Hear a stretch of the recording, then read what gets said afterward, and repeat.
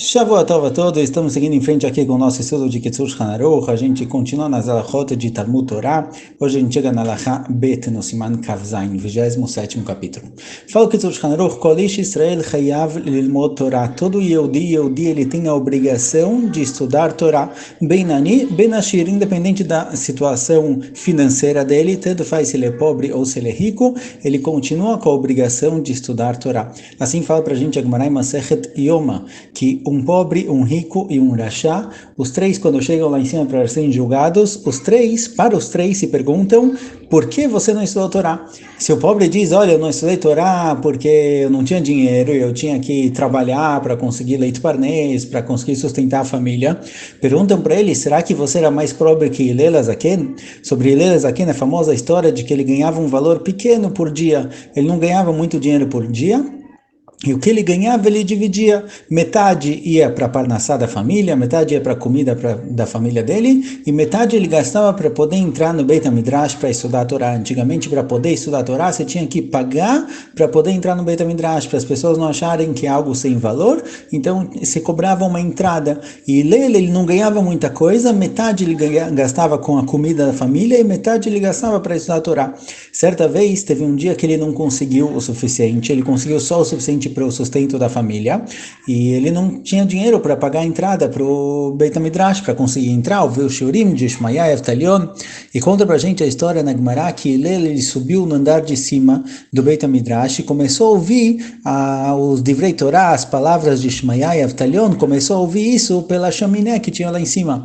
E era um dia de muito frio, era no mês de Tevet, de repente começou a nevar, e ele estava deitado lá em cima no teto do Beit HaMidrash, ouvindo as palavras de Torá, e quando a neve foi se juntando em cima dele, chegou um momento em que ele desmaiou de tanto frio, e Shmaya e Eftalion estavam dentro do Beit HaMidrash, viram que começou a ficar muito escuro, e tá bom que tá nevando lá fora, mas a priori deveria entrar um pouquinho de luz por cima, um pouquinho de sol, e eles foram ver, eles viram que tinha alguém deitado lá em cima, embaixo de toda a neve, subiram lá em cima, tiraram a neve de cima dele, trouxeram ele para dentro, esquentaram ele, e encontraram que esse era Hillel Azaken. Nesse dia falaram: olha, esse daqui é Hillel, e era um dia que era Shabbat, falaram: olha, valeu a pena lechalel Shabbat por alguém assim. Ou seja, a gente vê mesmo que Hillel é alguém que não tinha quase nada de dinheiro, o que ele tinha era suficiente para comida e para estudar, mesmo assim, independente da pobreza dele, ele dedicava tempo para estudar a Torá. Esse é o pobre, alguém que é muito rico, tem muito dinheiro, quando ele chega lá em cima e pergunta para ele: olha, por que você não estudou a Torá? O que aconteceu? Se ele falar: olha, eu tinha muitos negócios, tinha muita coisa na cabeça, eu não conseguia me desligar, sentar e estudar, perguntam para ele: será que você é mais rico que Rabbi Eleazar?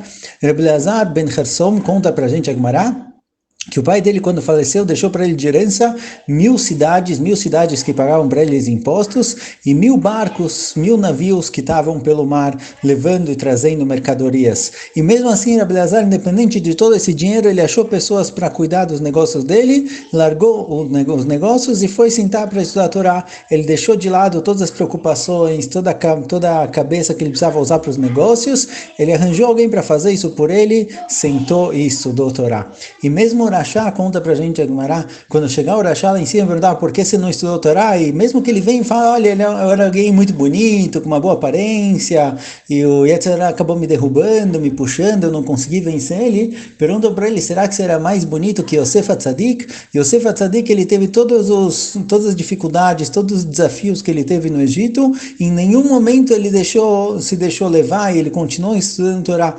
Então mesmo Yosef HaTzadik, ele tinha tudo para ter caído, ele foi expulso, ele se sentiu expulso de casa, achou que foi mandado embora, os irmãos venderam ele podia ter largado tudo, mas ele não fez isso, ele fez o que ele sabia que era o correto. Então esses três, Hillel, Rabbi Eleazar ben Hersom e Yosef HaTzadik, eles mostram para a gente que independente da situação na qual a pessoa se encontra, ele tem a possibilidade de estudar a Torá, depende só da vontade dele. Então, continua o Kitzur Shulchan Aruch: ben ani ben ashir, tanto pobre quanto rico, ben shalem begufo ben baleisurim, tanto faz se alguém que tem o corpo perfeito, não tem defeitos, ou alguém que ele lá além não tem sofrimentos na vida, ben bachur ben zaken gadol, tanto alguém jovem quanto alguém idoso, todos têm a mesma obrigação de estudar a Torá.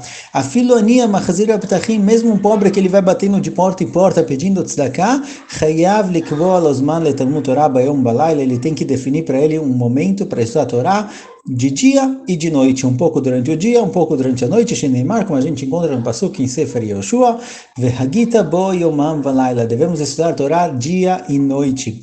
Então, independente da situação social, financeira, não importa como a pessoa se encontra, ele tem a obrigação de estudar a Torá.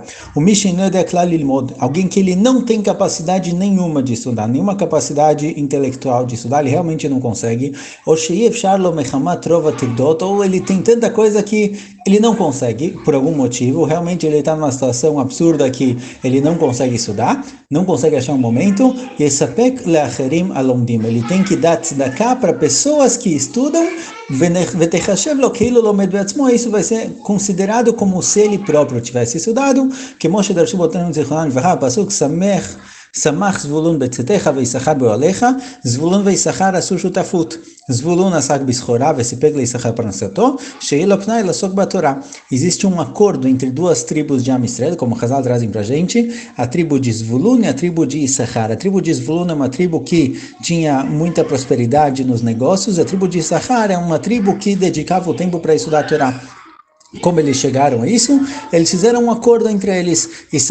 Zvulun combinou com Issachar que Zvulun iria trabalhar, essa tribo ia se ocupar com o lado material, com juntar dinheiro, com enriquecer, e eles iam sustentar Issachar para que Issachar pudesse estudar. Eles fizeram um acordo entre os dois, e desde então nós temos um tipo de acordo para quem não pode estudar a Torá, ele sustenta alguém que estuda, chamado de Issachar e Zvulun.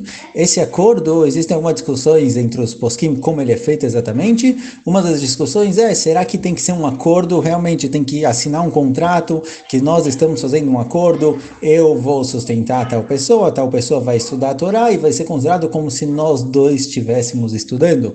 Então, alguns posquim falam, olha, precisa fazer um acordo claro de que realmente o fulano está pagando para o ciclano estudar Torá e vai ser dividido em dois, um vai sustentar o outro e a recompensa que eles merecem pelo estudo de Torá vai ser válida para os dois. Porém, aparecem alguns Rishonim, ou no Ravai Gaon, por exemplo, que não é bom fazer um acordo escrito, porque um acordo escrito parece que aquela pessoa que está estudando, ele está estudando só para ganhar o dinheiro, mas ele não está estudando realmente lishma pelo estudo de Torá. Mas assim, o costume é que quando se faz um acordo de Issachar Zvulun, é realmente fazer um acordo, um contrato claro entre os dois lados, de que um vai sustentar o outro e aquele outro vai poder sentar e estudar. Um dos famosos que a gente tem na história judaica dessa situação é o Rambam com o irmão dele, Rabi David, se não me engano, o irmão do Rambam, era alguém que trabalhava, que tinha muitos negócios, ele sustentava o Rambam para que o Rambam pudesse somente estudar. Depois de um tempo, o irmão do Rambam acabou falecendo e o Rambam teve que sair para trabalhar, ele se tornou um médico famoso, mas de qualquer forma, no primeiro momento, o Rambam realmente tinha um acordo desse com o irmão. Uma dúvida que é interessante aqui com esse assunto é, será que a recompensa pelo estudo de Torá é dividida em dois ou os dois recebem tudo? Ou seja, por um lado, se eles fizeram um acordo que um sustenta o outro enquanto o outro estuda, então aparentemente a recompensa vai ser dividida entre os dois, metade para o cara que está sustentando e metade para a pessoa que está estudando. E assim realmente escrevem alguns achronim, Maram Galanti, o Netziv também escreve isso, que é dividido meio a meio.